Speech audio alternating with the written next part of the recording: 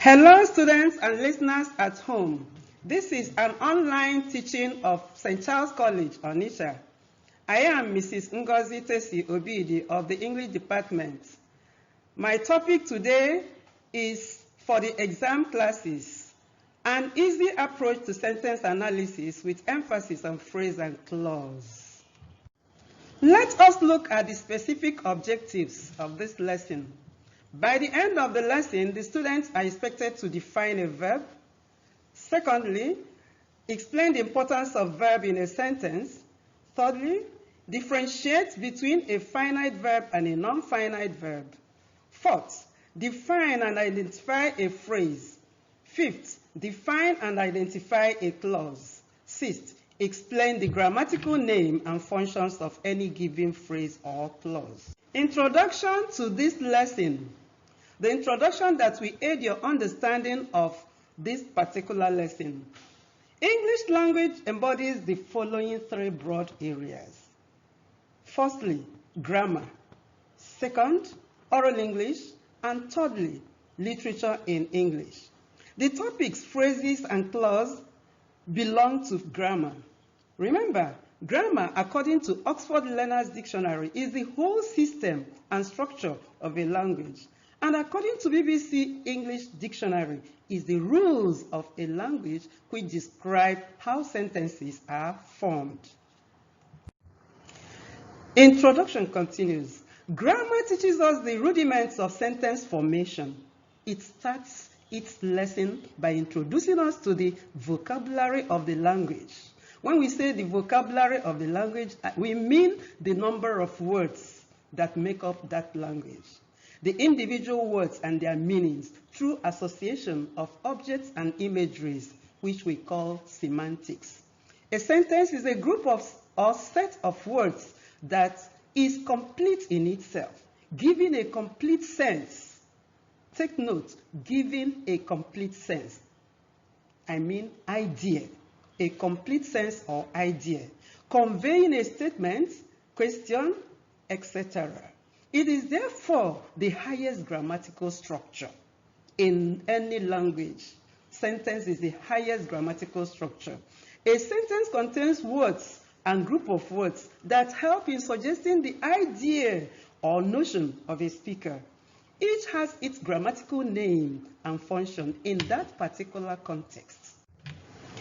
A phrase is defined as a group of words that does not contain a finite verb, but is a part of a sentence.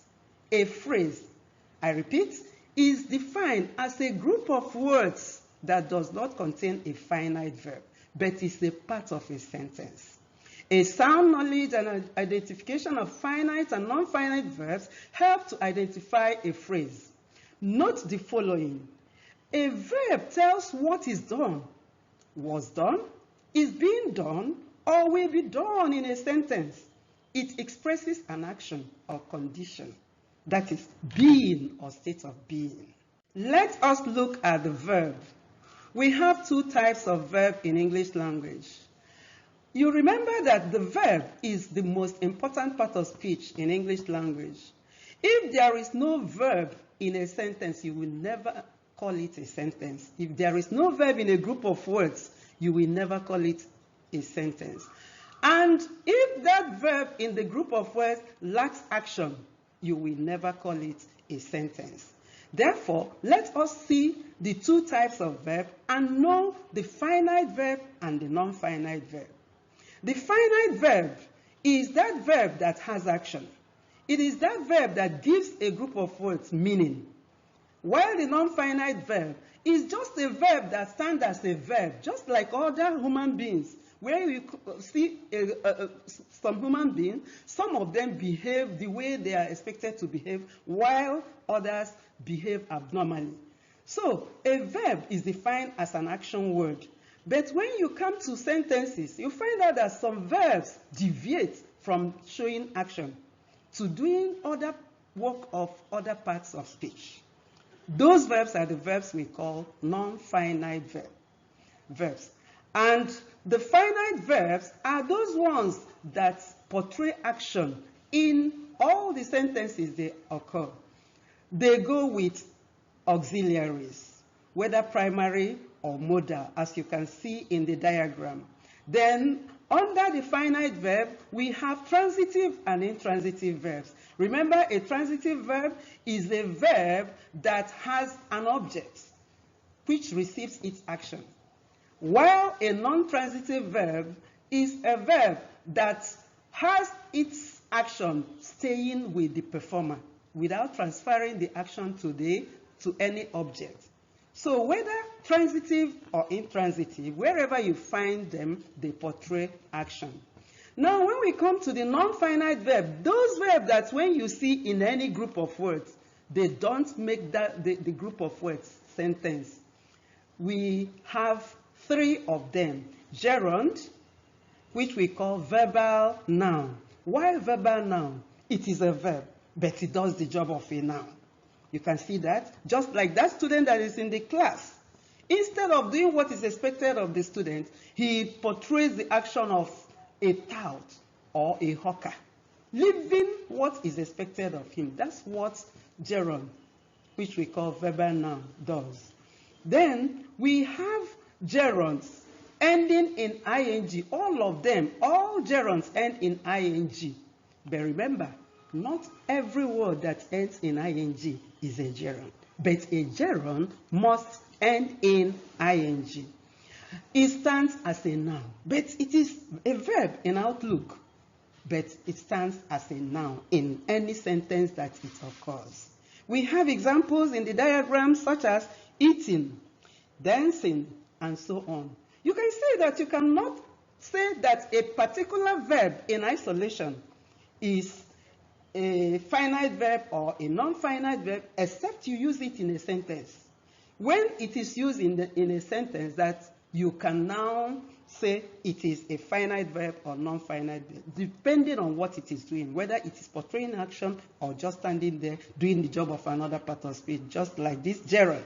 Gerund lifts its action to do the job of a noun, standing as a noun. For instance, I am eating. Eating there is a finite verb because there is action. But as a gerund, you say, I hate eating. You now see that eating is standing as a name. What do you hate? Eating. Then we have other examples. Participles. These are the verbs that function as adjectives.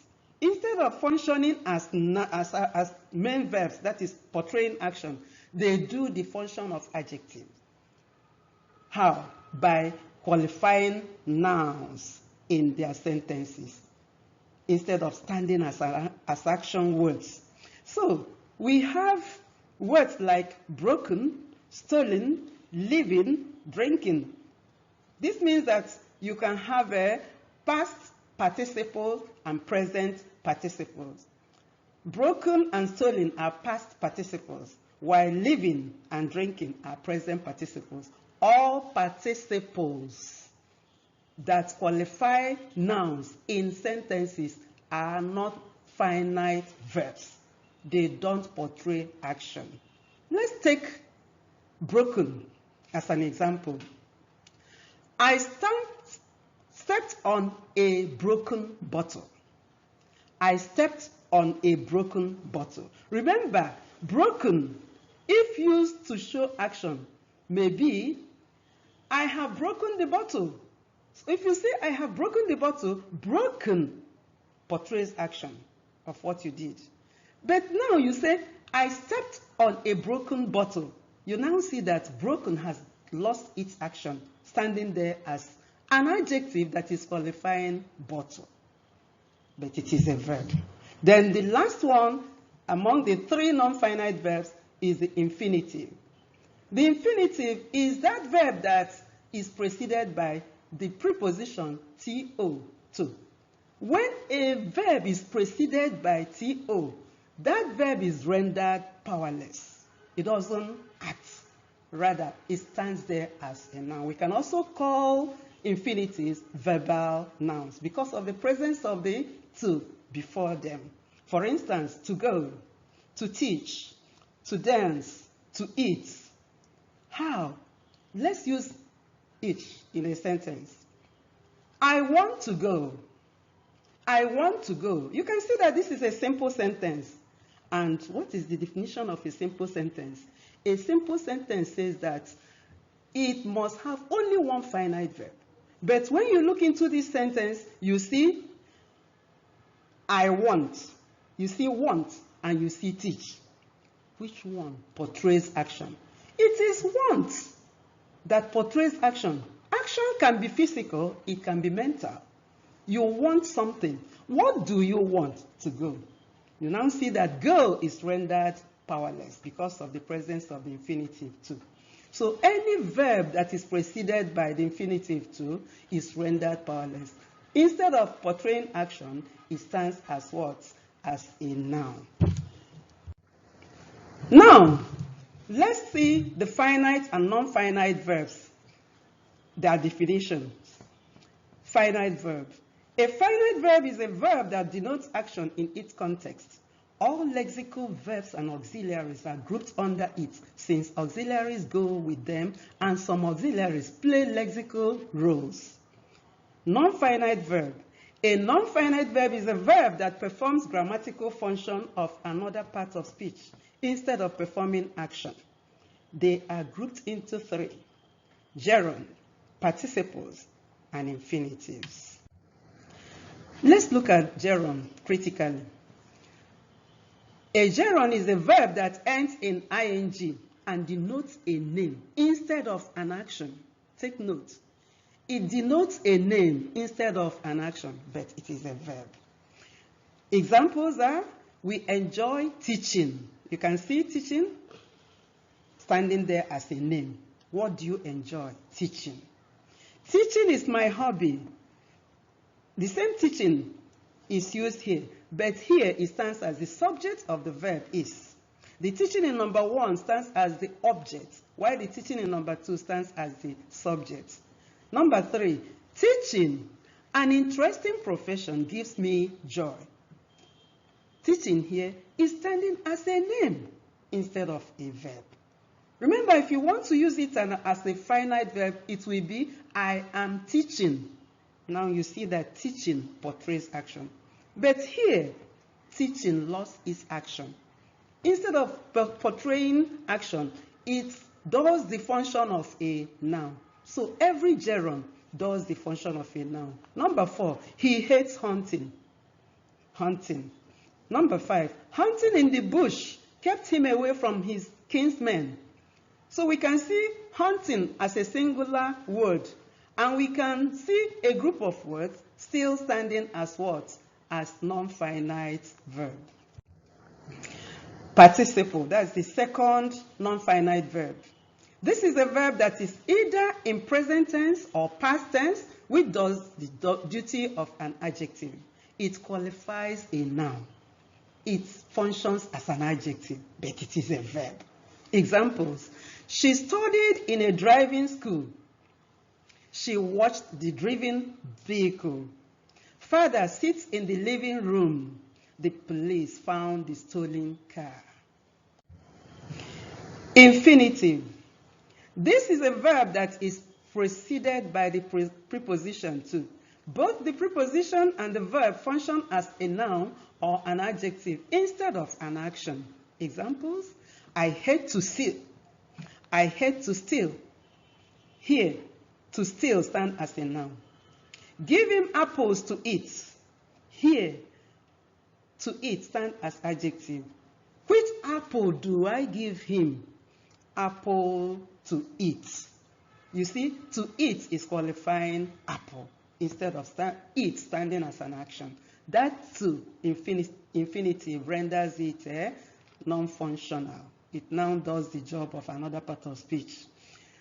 Number 3, to give a helping hand is what I request for. To give a helping hand, you can see 1, 2, 3, 4, 5 words standing together, but there is no action there. It stands as what? A name. All the verbs there stand as name. Is what I request for. To give a helping hand stand as what? Noun, which is functioning as the subject of the verb is. To write legibly has taken his time. To write legibly has taken his time is also a noun. What has taken his time? To write legibly. So all these are what we call infinitive. Remember, you may be wondering, what about the bare infinitives? Bare infinitives modify main verbs. They don't go with the non-finite verb. They modify main verbs, so they stay with the main verbs. Let sleeping dogs lie. You see, lie modifies let. Note, any verb written in isolation, take care of this. Any verb written in isolation could not be identified grammatically except when it is used in a sentence. Example, swimming can be either finite or non-finite. For example, 1. The children are swimming in the river. Here, swimming is finite. It's a lexical word. It is a lexical verb. It has action. Secondly, they like swimming. What do they like? Swimming. Swimming has lost its action. It's standing here as what? As a name. Is a non-finite, which we call gerund. Having seen the differences between finite and non-finite verbs, one can identify a phrase even when a non-finite verb is in the group. This is the problem that our students have. They think that a phrase does not contain a verb. But with this lesson, you can see that a phrase can contain a verb, but the issue is whether the verb is finite or non-finite. Take note of that. So when you see a verb in a group of words, don't just rush and call it a clause. No, it is still a verb if it does not portray action. A group of words without any form of verb is simply a phrase. That is very easy to analyze. Once you look at it and there is no verb, it is a phrase. Types of phrase. We have many types of phrase. A phrase can stand and act as any of the parts of speech. Hence, they are named accordingly. Examples. Noun phrase. Example, watching his teaching gives our principal joy. You can see that watching, his, and teaching, three of them stand as a name. Why? Somebody will ask you, what gives our principal joy? You say, watching his teaching. You can see that you have watching, you have teaching, yet you will never call it a finite verb because it doesn't portray action. The group of words doesn't portray action. The group of words stand as a name. Number 2, adjectival phrase. Example, the man behind the tree threw the stone. The man behind the tree threw the stone. Behind the tree, what is it doing there? It's a group of words. There is no verb there. My students, once you see a group of words without any verb, don't bother yourself without any verb. You call it what? A phrase. So, the man behind the tree threw the stone. Behind the tree is qualifying man. You see that? That is why it is called adjectival phrase, because it is doing the job of an adjective. Adverbial phrase. She solved the equation step by step. What is an adverb? An adverb is a word or group of words that modifies a verb or another adverb. So here you have, she solved the equation step by step. This asks us, how did he solve the equation? How? Adverb of what? Manner. So step by step is a group of words that function as what? Adverbial phrase. Prepositional phrase. The principal stands in front of his office. In front. In front is a preposition. Although we have controversy. Some people say that prepositional phrase and adverbial phrase are the same. But when you look critically into this sentence, you find out that a preposition is a word that shows position. It shows relationship between the subject and another word in the sentence. And here you have the subject, the principal, and you have another noun, office. In front is showing the position of the principal to the office. Therefore, it can stand as a prepositional phrase in front of. Conjunctive phrase. Ifeoma as well as Nnenna did the job. Ifeoma as well as Nnenna did the job. You can see as well as. How is it conjunctive? You can say Ifeoma did the job, Nnenna did the job. They are two separate sentences, but they are now joined with a conjunction. This time, that conjunction is not a simple word, not just a single word. Hence, the term, phrase, group of words, as well as. If it's ordinary simple word or single word, you say Ifeoma and Nnenna. You call that one now a word. But here we are talking about group of words that does not contain a finite verb. That is why as well as will not be called a word, but a group of words that lacks action. Therefore, it is called a phrase. And which phrase is this? Conjunctive phrase. Let's look at more examples of noun phrase. We are going to lay more emphasis on noun phrase because we have different types of noun, quite unlike other parts of speech. We have number one, hunting in the bush gives him pleasure. This is subject of the verb gives, gerund. Praising the teacher is the student's delight. This is also subject of the verb that modifies is, and it's called gerund. She likes teaching the children. Object of the verb, likes. Gerund is the word likes teaching the children. Gerund, teaching the children.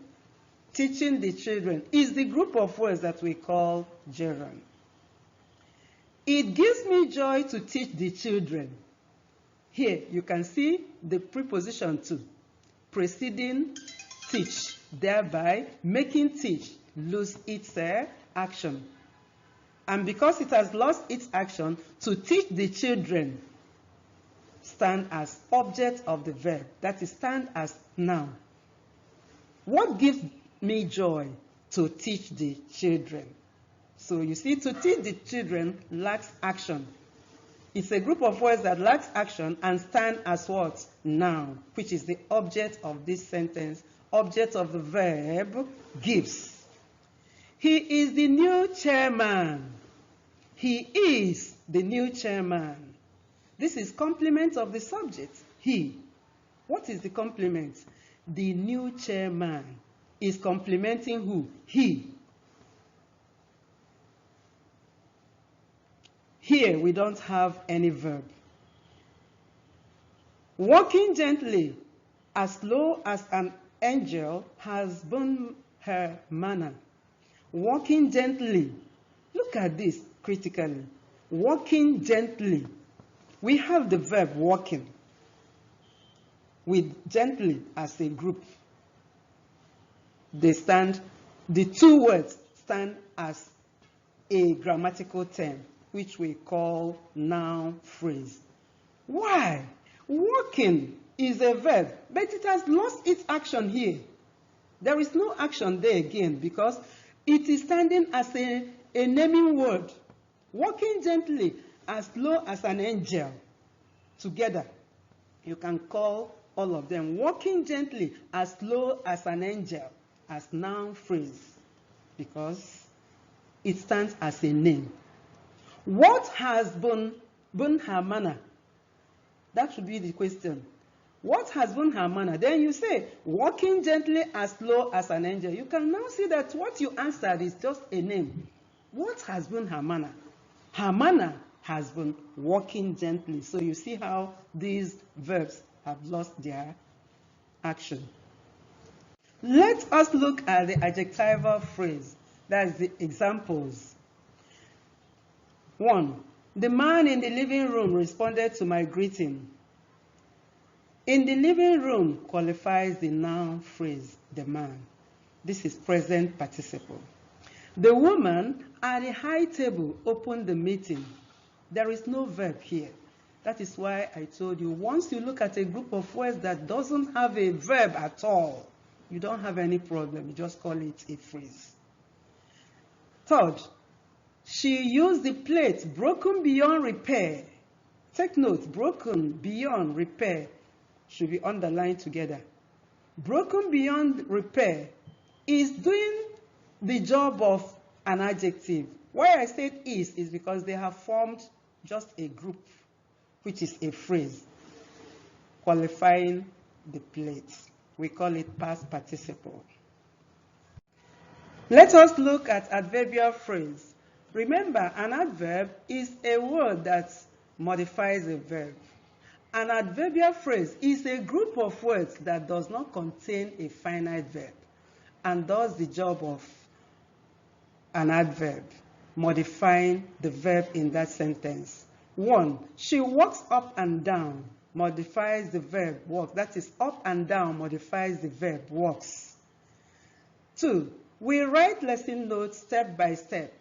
Step by step are 3 words that stand as a group of words that does not contain any verb at all. So once you see it, you see it as a phrase. And what does it do? It modifies the verb in that sentence. That verb is write. It tells us about the verb. 3. She responded, standing hands akimbo.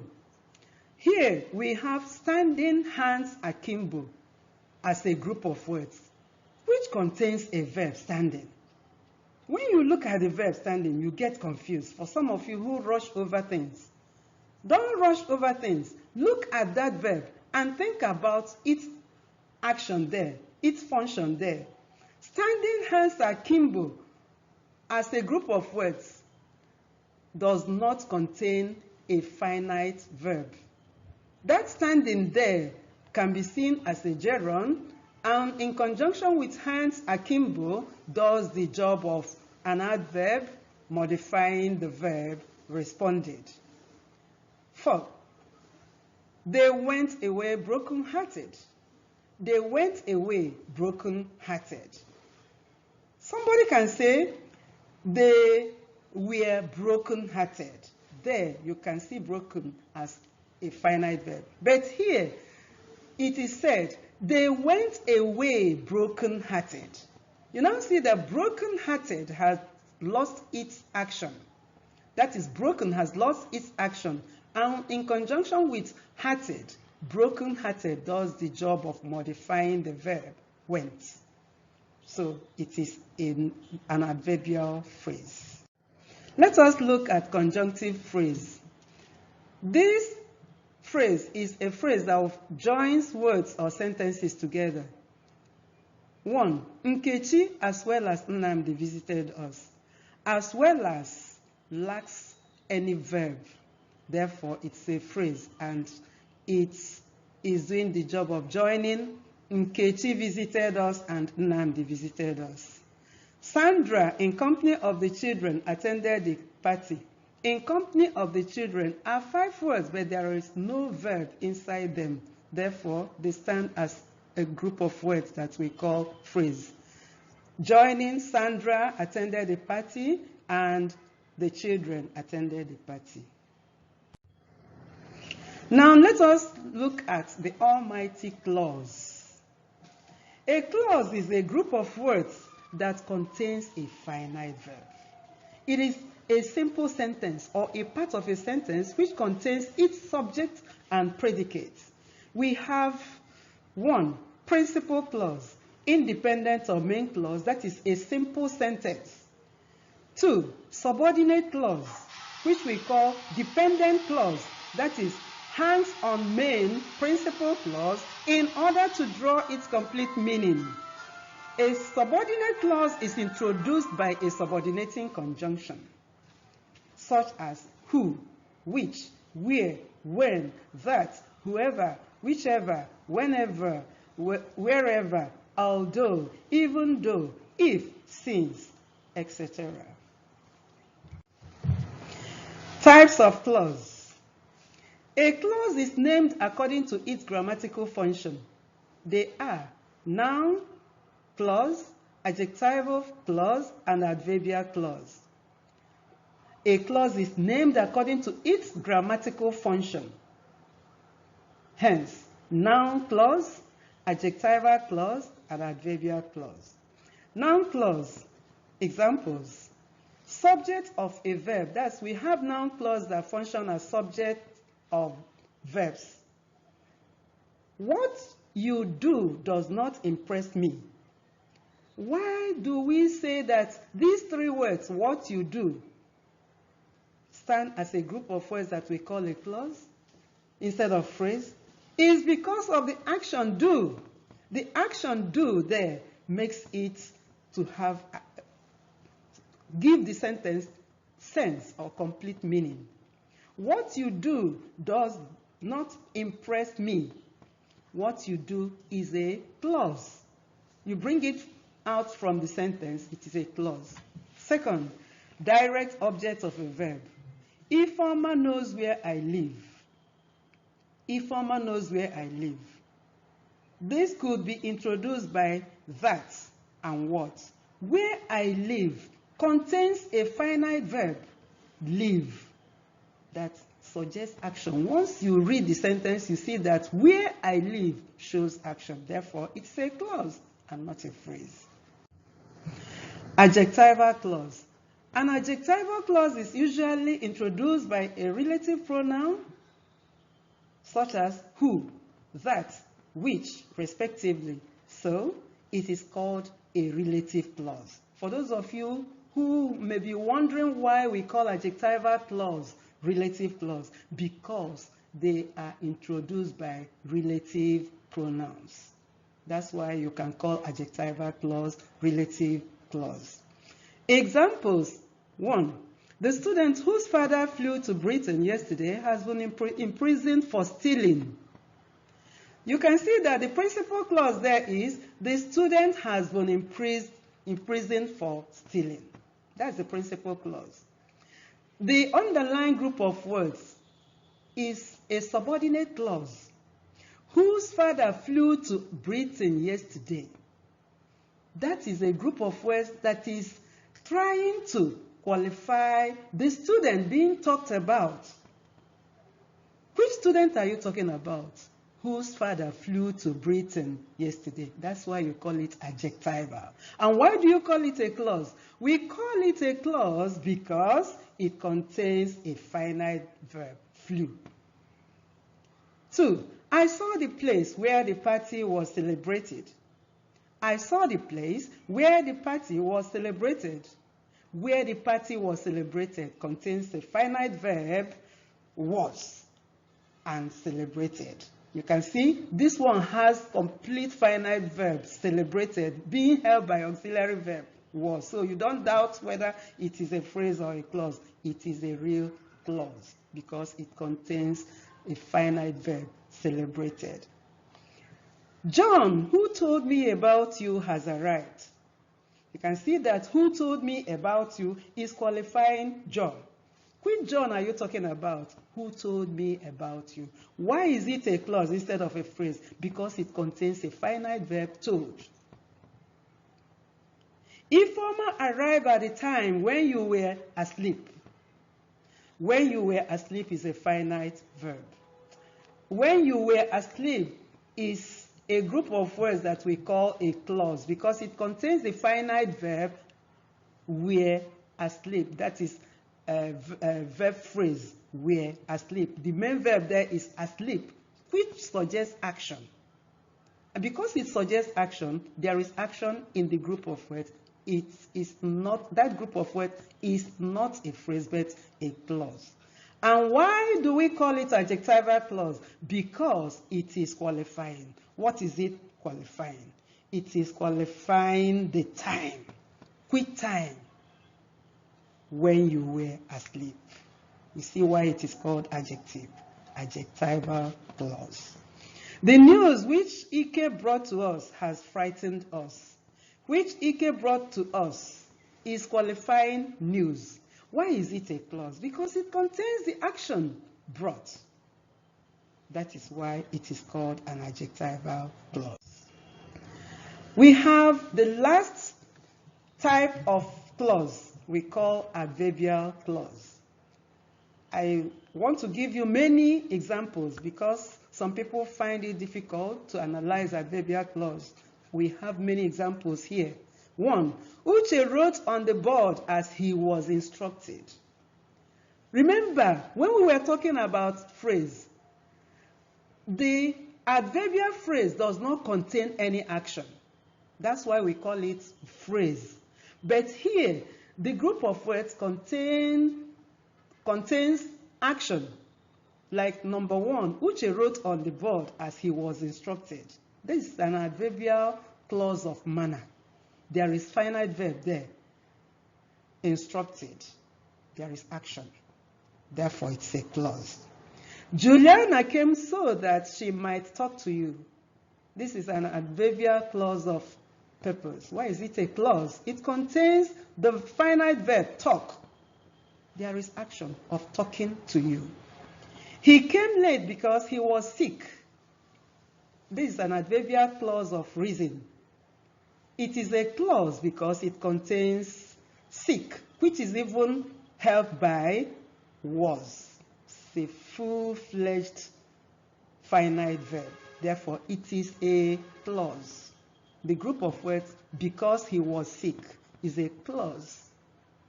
And it is an adverbial clause of reason why he came late. They painted where they would live. Where they will live is adverbial clause of place. I have not seen you since you left your house. Since you left your house is modifying the verb seen, which shows adverb of time. I gave the right teaching that the lesson was understood. I gave the right teaching and my students understood my lesson. That's the result of my teaching, that the lesson was understood. So we call it adverbial clause of result. It is an adverbial clause because it modifies teaching. It is an adverbial clause because it modifies gave. And it is a clause because it contains the finite verb understood, helped by the auxiliary verb was. I'll tell you if you will listen. This is an adverbial, that's if you will listen is an adverbial clause of condition. That's the condition under which I will tell you. And it is modifying the verb tell. Although I am late, I must go to school. Although I am late. Late is there, suggesting an action. Therefore, it is no longer a phrase, but what? A clause. A clause contains a finite verb. It is adverbial clause of concession or contrast. I found it just as it is. I found it just as it is. Just as it is a group of words that contains the finite verb is. Remember, is does dual function. Is can stand as an auxiliary verb, helping other main verbs. And is can stand alone as its own finite verb. Just like you say, he is my brother. There is no other finite verb there than is. So wherever you see is portraying action, take it as a finite verb. Wherever you see is helping a main verb, that's auxiliary verb. So it has dual function. All primary auxiliary verbs have dual functions. Please take us as we are. Please take us as we are. As we are is a group of words that contains a verb, though there are only 3 verbs there. There are only 3 words there, but it contains a finite verb, are. Are is also a primary auxiliary which does dual function. It can help main verbs. It can stand alone as its own main verb. So it's an adverbial clause of state. Emmanuel was not as careless as she was. As careless as she was, a group of words that modifies the verb was, showing comparison. Now, my students, we have come to the end of this lesson, sentence analysis. I hope you understood the lesson very well. I hope you enjoyed it. Before we end the lesson, I would like to evaluate you with the following questions. 1. Define a verb. 2. Explain the importance of verb in a sentence. 3. Differentiate between a finite verb and a non-finite verb. 4. Define and identify a phrase. 5. Define and identify a clause. 6. Explain the grammatical name and functions of any given phrase or clause of your choice. Now, my dear students, answer the questions I gave you and submit to this WhatsApp number of mine, 08111418828. Thanks for listening and remain blessed.